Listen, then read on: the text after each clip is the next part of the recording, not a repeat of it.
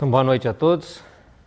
Nós vamos dar início a mais um estudo do livro Mereça Ser Feliz, que é as aulas que o nosso benfeitor espiritual, Eurípides Barçanufo, disponibilizou no plano espiritual para brindar, vamos dizer assim, nós encarnados, nas nossas análises sobre o orgulho.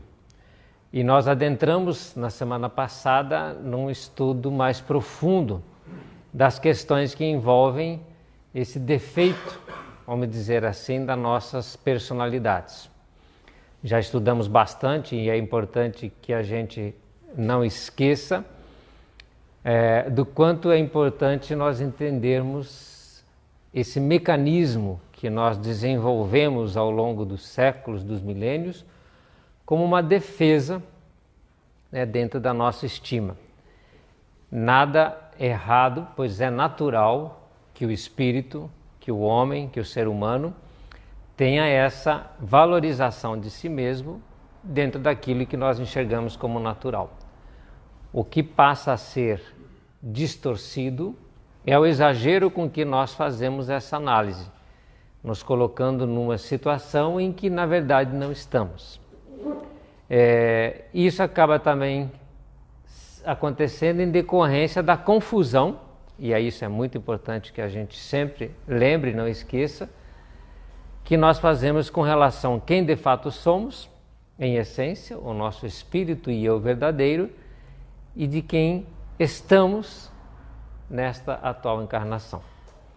Grande maioria de nós ainda confunde o quem somos com a nossa personalidade terrena.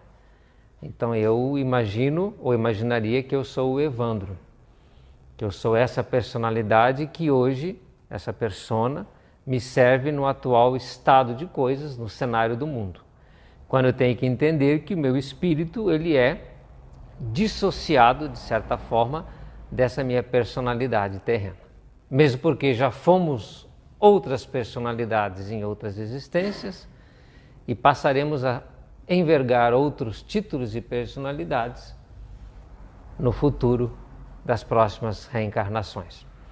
Então essa situação precisa ser bem entendida para que nós, por conta desta confusão, não façamos avaliações erradas a respeito de nós mesmos. E foi quando a gente encerrou, na semana passada, exatamente nessa parte. Quando nós lemos este parágrafo, vou repeti-lo, podemos mesmo dizer que o reflexo do orgulho é um outro eu, uma segunda natureza enraizada nas profundezas da subconsciência, capaz de fazer-nos sentir e pensar em coisas que não correspondem ao que verdadeiramente desejamos e sentimos, porque são duas questões diferentes. Uma é o nossa persona, o ego, e outro sou eu, o espírito em essência. Então, um tem as suas necessidades dentro da matéria, dentro da sua manifestação no mundo, e eu, enquanto espírito, tenho as minhas necessidades evolutivas, e nem sempre elas coincidem. Então, o grande objetivo do espírito humano é impor-se para que não venha a sucumbir nas distrações e tentações do mundo, que vão, evidentemente, massagear o ego. A gente sempre fala isso, dentro do orgulho e da vaidade. Então, as situações que o mundo nos convida a fazer, nem sempre eu posso ou devo fazer. Como dizia Paulo, tudo posso, mas nem tudo me convém. Então, especialmente para quantos se encontram em renovação íntima, torna-se essencial a compreensão desse tema, na melhor aferição do que se passa na esfera dos pensamentos e dos impulsos, tomando por base a influência que o orgulho exerce sobre as engrenagens da vida mental. Então aí nós vamos abrir todo um capítulo, que nós vamos precisar fazer um parênteses. De novo, não conseguiremos terminar o terceiro capítulo, porque nesse parágrafo o autor espiritual abre não apenas uma avenida, mas um universo de situações e ponderações. E nós vamos entender por quê. Olha o que ele nos coloca, coisa que nós já sabemos e já estudamos muito em outras ocasiões. Então, todo aquele que está de fato buscando a renovação íntima, ou seja, a melhoria, quando se fala em renovação íntima, nós vamos entender como um compromisso evolutivo. O que é um compromisso evolutivo? Nós já estudamos isso. O que eu estou fazendo aqui?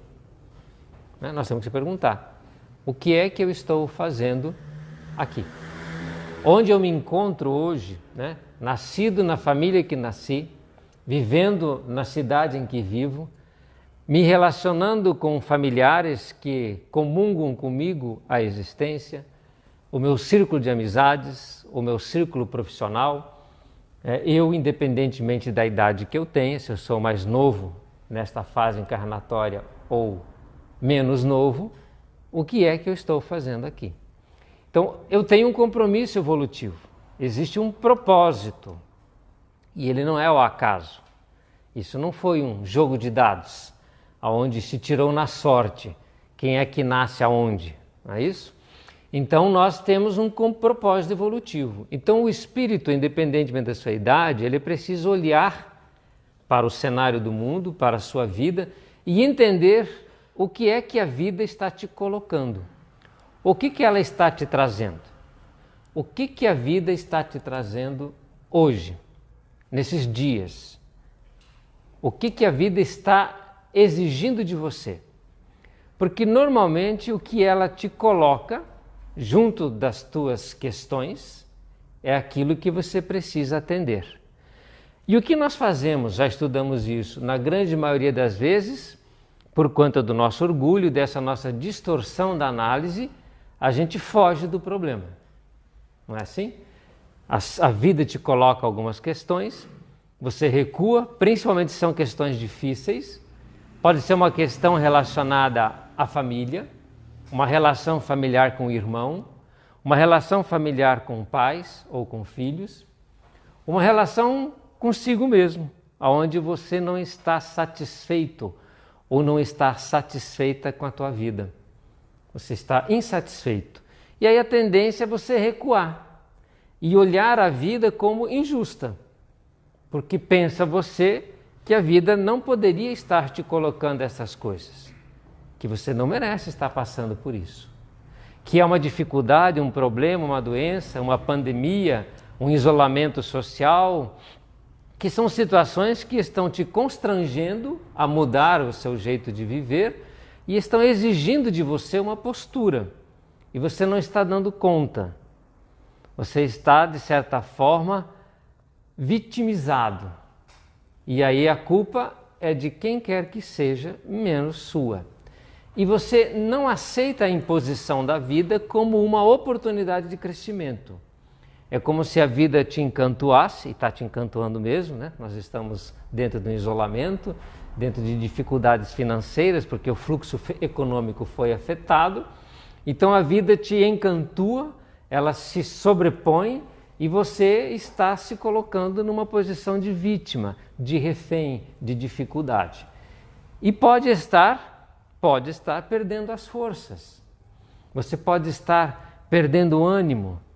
Você pode estar perdendo a fé, e aí você fica, além de insatisfeito, triste, acabrunhado. E ao olhar para você frente às dificuldades, diz você que a vida te coloca, você se diminui. E aí tem dificuldade para enfrentar aquilo que ela te coloca. E olha que interessante, por conta desta análise errada, tomando por base a influência que o orgulho exerce sobre as engrenagens da vida mental. Com razão ímpar, um espírito familiar afirmou: só o orgulho pode impedir que vos vejais quais realmente sois. Mas se vós mesmos não o vedes, outros o veem por vós. Esse sentimento cria uma ilusão, uma distorção da realidade. A representação mental do que somos, gerada pelo orgulho, que quase sempre atende a interesses personalistas, pode ser considerada como uma verdadeira patologia. Aliás, os estudiosos das ciências psíquicas, quando tomam por fundamento o ego na explicação de muitas doenças, o fazem com sensatez, porque as enfermidades mentais encontram razoáveis explicações nesse enfoque. Quanto mais ausência de controle sobre essa paixão narcisista, mais haverá desconexão com a realidade e mais haverá problemas de saúde mental. Então nós precisamos fazer um parênteses aqui, porque a humanidade está sofrendo exatamente isso.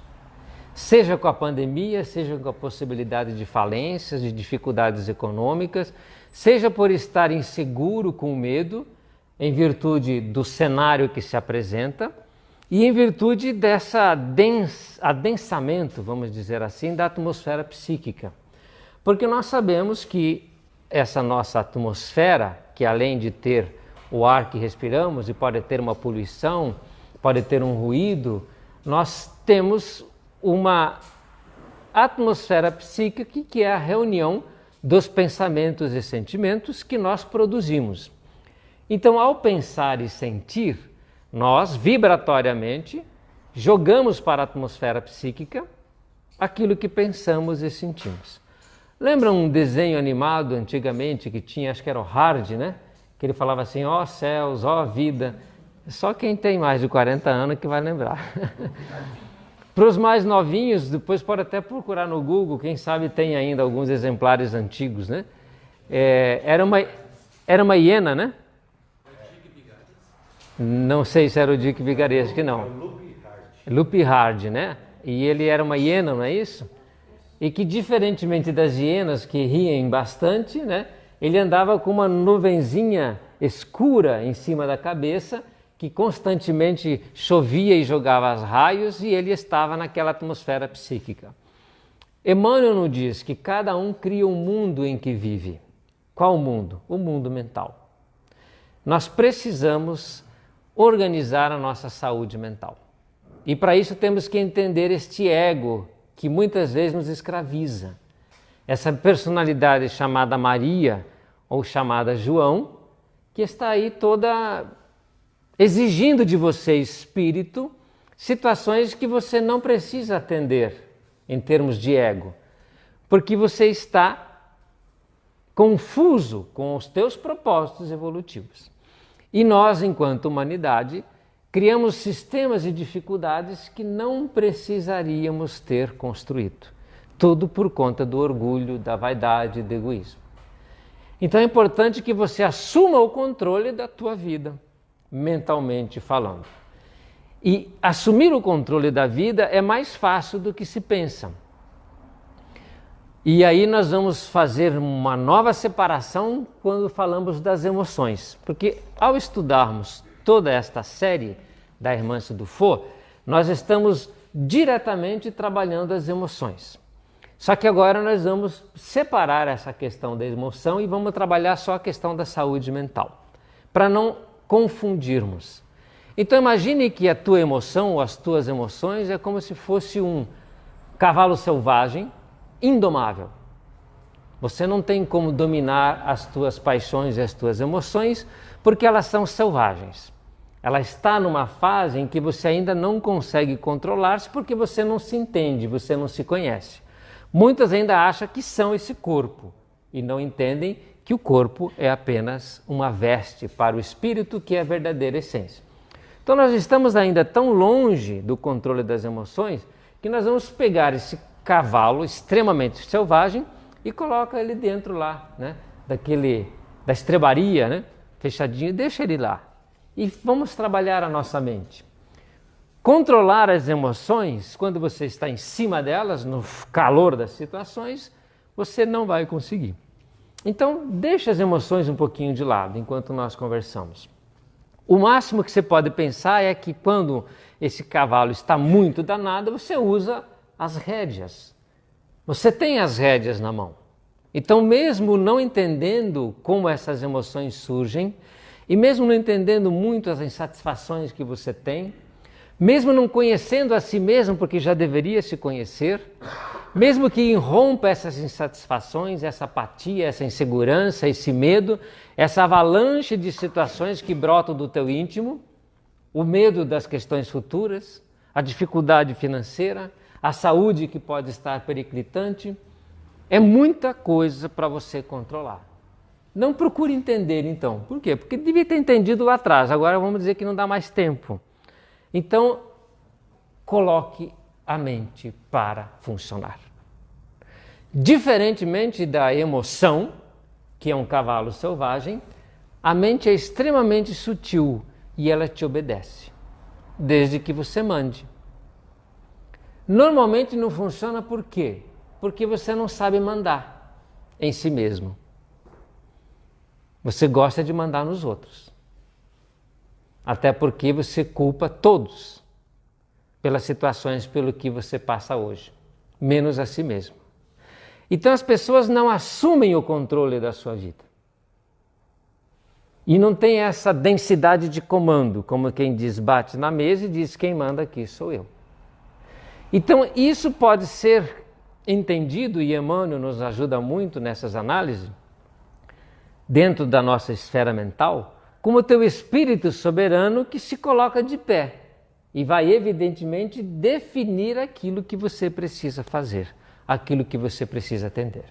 Emmanuel fala que nós temos no cérebro ou no espírito, acima de qualquer coisa, mas muito acima de qualquer coisa, acima das emoções, acima das dúvidas, acima do medo, acima de qualquer situação, nós temos o que poderíamos chamar, e Emmanuel chama, do gabinete da vontade. O espírito consciente tem vontade. É o único que tem nesse planeta que nós conhecemos. Os animais não têm o gabinete da vontade. Por quê? Porque apesar de serem, até terem uma inteligência razoável, né, são irracionais, não têm consciência de si mesmo.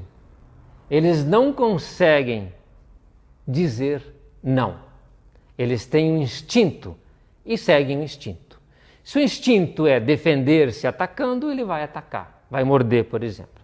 Se o instinto é procurar alimento para se alimentar, ele vai procurar o alimento.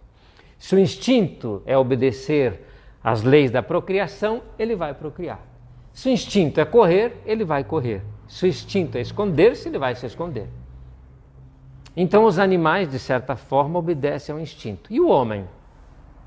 O homem é o único ser no planeta, pelo menos nesse estágio evolutivo, que tem o poder de dizer não ao instinto. O homem faz greve de fome. Vocês acreditam numa coisa dessa? Que o homem é capaz de fazer greve de fome, contrariando uma lei máxima, que é a lei da conservação? Ele está com fome, o organismo diz que ele precisa se alimentar e ele pode dizer, não vou comer. Alguns fazem isso para emagrecer, né? Não vamos entrar no mérito da situação, se é certo ou se é errado, mas o homem ou o ser humano tem essa capacidade dentro da vontade de dizer não quando quer e sim quando quer. Esse gabinete da vontade é soberano. Tanto é que aquele que tem persistência, aquele que tem disciplina, aquele que se estabelece dentro desses controles, consegue fazer o que precisa ser feito. Então veja que interessante, no momento atual em que passamos, nós precisamos resgatar esse equilíbrio mental, aonde ao analisar as questões que nos envolvem, eu entender que independentemente do que esteja acontecendo, eu tenho a soberania de me impor enquanto espírito através da força de vontade, que aí sim pode ser usada uma outra palavrinha que a gente sempre usa muito, que é a fé. Por isso que a fé é tão importante, porque ela estabelece essa força de vontade. Acreditar que consegue dominar-se e enfrentar todas as dificuldades e aí estabelecer-se de uma forma equilibrada, mesmo com toda a avalanche de situações pelas quais você está passando e não está entendendo. Isso é muito importante, porque há situações na nossa existência que você precisa única e exclusivamente estar em equilíbrio para que as coisas passem. É como uma tempestade lá fora. Você não vai sair no meio de uma tempestade. Normalmente, quando isso acontece, você se recolhe, fecha as janelas, espera a tempestade passar e aí depois você sai.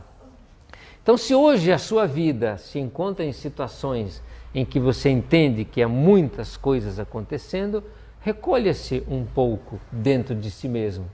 Avalie as questões íntimas e busque o equilíbrio, que ele passa pelo controle de si mesmo. Mesmo que você não entenda num primeiro momento o que está acontecendo. Então veja que interessante que o orgulho, que é essa miopia que o ego proporciona, faz com que você, em determinadas situações, perca a possibilidade de se analisar com equilíbrio. Porque o ego, que você sempre pensou que fosse você mesmo, vai requisitar situações, muitas delas desconexas com a sua verdadeira realidade, e você vai tender a atender às determinações, os pedidos e as necessidades do ego, esquecendo que você precisa atender, responder às necessidades do teu espírito. Então o teu ego pode pedir mais poder, status, condição social, reconhecimento, valorização da sua personalidade, mérito, medalha, aplauso. Tudo isso é do teatro do mundo. E aí você vai buscar reconhecimento, seja na profissão, e aí você vai exigir de você mesmo que você tem que estudar mais, tem que fazer mais, porque você precisa adquirir aquele título, porque você precisa conquistar aquela situação. São coisas do cenário do mundo. E esquece que você pode morrer amanhã. Louco, esta noite te pedirei a alma. E as pessoas entram em parafuso, por quê? Porque agora com a pandemia, essa possibilidade está no ar. Mas quando foi que não esteve? A gente sempre fala aqui. A morte sempre esteve presente na nossa vida, porque na verdade a morte não existe, é uma passagem. Então o ego fica aqui, vai para o cemitério, vai para o crematório. As personalidades que assumimos e que são personalidades temporárias, elas não podem ser permanentes, elas são temporárias. Estamos aqui de passagem. O que não é temporário? Você, o espírito, aquilo que existe por trás da máscara. E agora é bom falar em máscara, né? Por trás da máscara existe um espírito, da máscara biológica.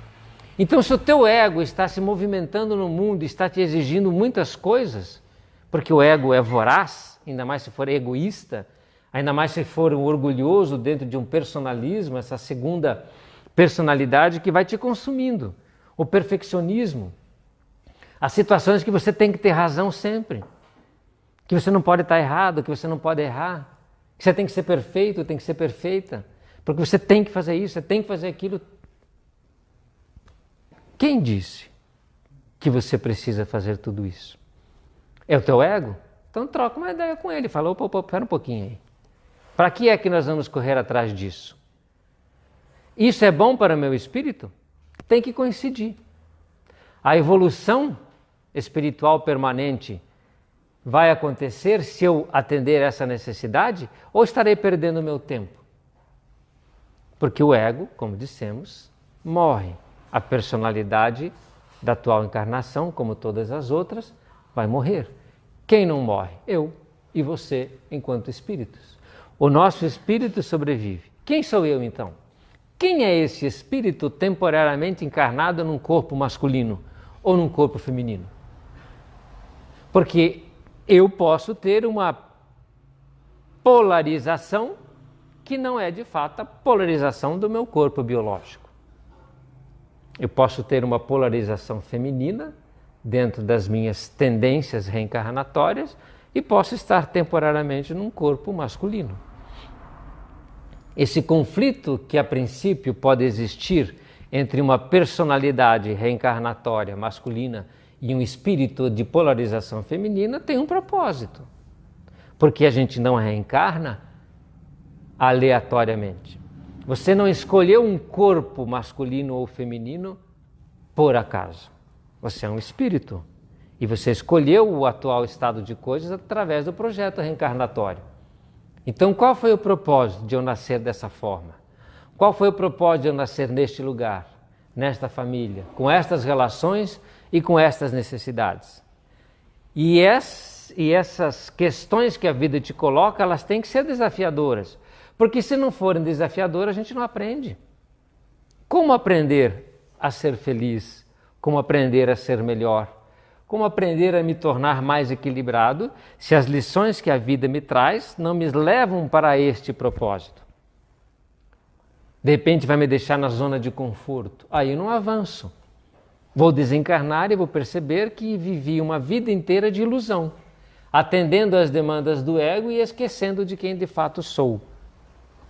E essa distorção da realidade pode trazer impactos na minha saúde mental. Por quê? Porque eu perco a capacidade de análise e reflexão. E aí eu não consigo mais me entender. Eu tenho reações que não entendo, emoções que não entendo. Escuto os sentimentos, ou na verdade, não escuto os sentimentos. Então vejam que ele coloca aqui, né, dentro dessa questão, continuando, pensando bem, a maioria de nós, considerados normais, vivemos lampejos de loucura passageira na imaginação fértil e desordenada, na qual muitas vezes embrenhamos ante os acontecimentos do dia a dia. Então existe um termo em psicologia que é interessante, é que a gente alucina. O que é alucinar? A gente vê uma cena e começa a alucinar, fica julgando, pressupondo, imaginando uma série de situações.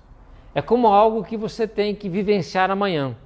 O encontro que você não estaria previsto, uma situação que você tem que fazer, você fica imaginando. Dependendo de como aquilo te incomoda, fica imaginando coisa que vai ser difícil, que vai ser ruim. E depois que você passa por aquilo, não é nada daquilo. Então a nossa mente é muito fértil e vai se movimentando no ego e nesse jogo de sombras, falando assim, e você vai pressupondo, vai imaginando, vai criando dificuldades. Coisas que às vezes são desse tamanho, você faz com que ela fique muito grande, por conta de uma dificuldade sua ou uma dificuldade minha. Então nós precisamos em alguns momentos desligar essa mente que alucina e analisar os fatos como de fato são, na sua realidade, na sua verdade, sem máscaras, sem ilusão.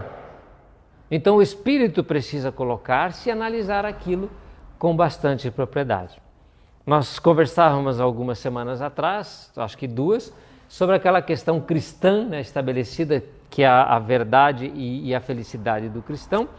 E aí nós falávamos que o cristão vive com o médico à cabeceira da cama, lembra? Por quê? Porque o médico à cabeceira da cama implica que há uma possibilidade de você morrer. Tanto é que ele está à cabeceira da cama. E aí toda a tua prioridade de vida muda. Por quê? Porque você vai morrer. Pode ser amanhã, pode ser depois da manhã. Então todas as questões do ego enquanto encarnação, né, que são os compromissos chamados sociais, aqueles da tua profissão, dos teus títulos, daquilo que você faz, vai cessar. Você não vai continuar fazendo essas coisas. Por quê? Porque você vai morrer. Então você não adianta ter uma agenda para aqui dar 10 dias, porque você não tem 4. Então o que você vai fazer amanhã, imaginando que você tem 4 dias de vida?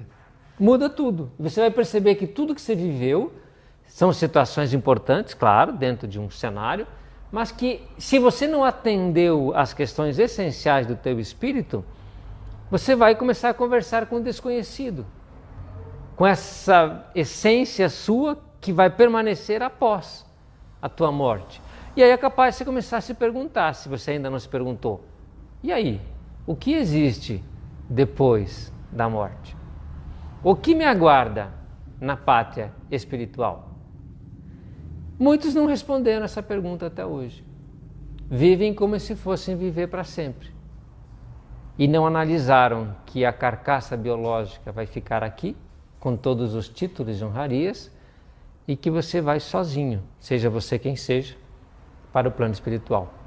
Então se pergunte, quem é que vai para o plano espiritual? Se não é o Evandro, se não é esse biotipo, quem sou eu que permaneço? Quem sou eu que permaneço? Então essa resposta tem que ser dada por cada um. E se eu permaneço e o Evandro fica cremado ou sepultado, para onde eu que fico e que sou imortal vou? E essas são as perguntas que a gente já trabalhou aqui várias vezes, mas que agora com orgulho precisam ser mais claramente definidas para cada um. De onde vim? Quem sou eu? O que estou fazendo aqui? E para onde eu vou? Se eu não conseguir até hoje responder as 4 perguntas, eu começo a criar confusões mentais imaginando que eu sou Evandro e que eu vim da minha cidade natal e que eu vou para São Paulo. Então precisamos entender com clareza estas questões por conta do trabalho do orgulho. E aí que é a questão da saúde mental, porque nos fala o espírito amigo, Erípides Barçanufo, que o orgulho dificulta essa análise. Por isso que eu falo que isso aqui abre um mundo de possibilidades. Nós estamos trabalhando o orgulho, mas a gente percebe que a questão do orgulho causa essa miopia espiritual, onde você se confunde com a personalidade, atende esse personalismo orgulhoso, sofre por conta desse orgulho, movimenta-se por conta desse orgulho, busca coisas, adereços, reconhecimento, aplauso, medalha, título, justamente porque o ego gosta desse narcisismo. Então você enfeita o teu personagem, você alimenta o teu personagem, você coloca o seu personagem nas alturas, você aplaude o seu personagem, você gosta disso e se esquece que você é um ator de bastidores. Finda a peça da vida, fechadas as cortinas, apagadas as luzes, você tira a roupa do personagem, Evandro, joga no chão e parte. Então nós somos este ser essencial de bastidores. Importantíssimo eu não ter essa miopia, senão vou viver ilusões e vou adoecer. Porque se eu estou em desequilíbrio mental, onde eu não consigo analisar a mim mesmo, isso vai somatizar no meu corpo. Por que somatiza? Porque você não está conseguindo identificar o desequilíbrio no campo mental ou emocional. Então a natureza, a sabedoria da vida, começa a imprimir no organismo físico os reflexos desequilibrantes. E você vai somatizando ou psicossomatizando os desequilíbrios. E aí você pode ter uma gastrite, você pode ter uma indigestão, você pode ter um movimento errado nos intestinos. Você vai evidentemente sofrendo. Pode ser uma angústia, pode ser uma tristeza, uma série de situações em que você identifica isso no teu organismo. E aí são reflexos que precisam ser avaliados, porque isso está em decorrência da miopia, da falta de percepção de si mesmo, de não olhar-se, de não relacionar-se consigo, de olhar no espelho, tirar a máscara biológica e olhar no fundo dos olhos e entender-se quem é e do que eu preciso para ser feliz. Então é muito importante essa análise, né? E a gente vai ter que encerrar por aqui. O nosso compromisso agora é a gente sempre ter alguns, vamos dizer assim, estudos mais rápidos, né? Para que não fiquem muito longos. E a gente precisou fazer esse à parte para mostrar o quanto que essa patologia chamada orgulho, e aqui nós tratamos como patologia, o orgulho é uma doença, pode ser uma doença da alma, pode ser uma doença do ego, né? Normalmente é uma doença do ego que se inflou, então criou um personalismo exagerado de si mesmo, então deixou de ser natural, porque nós estudamos semana passada que esse é um movimento natural, que é o movimento da estima, que obedece uma lei, que é a lei da conservação, né? E da identidade espiritual. Então eu tenho que ter essa estima, eu tenho que ter esse valor. Mas se eu atribuo um valor que não tenho, colocando isso no exagero, então eu crio um personalismo, que aí é o orgulho. E o orgulho impede que eu consiga enxergar como de fato sou. Então por isso a humildade, porque a humildade é dar-se o verdadeiro valor, nem mais nem menos. Então que nós possamos nessa semana trabalhar um pouco essa questão mental, com muita reflexão, com muita respiração, procurando olhar para o interior e identificar quais são esses anseios que brotam não do teu ego, da tua personalidade, nesse jogo de sombras, no cenário do mundo, mas aquilo que de fato você é. Procure imaginar que o médico está à cabeceira da cama. Procure imaginar que você de fato não vai ficar aqui, que você tem poucos dias para avaliar a tua existência. Aproveita o isolamento, a pandemia, aproveita o isolamento social para justamente fazer essa reflexão, entender-se em profundidade quais são os teus verdadeiros ou as tuas verdadeiras necessidades. E coloque-se, como dissemos anteriormente, com muita força de vontade, avaliando o que está no teu entorno e entendendo que você é capaz de enfrentar tudo e qualquer coisa desde que você acione o gabinete da vontade. Então, semana que vem continuamos.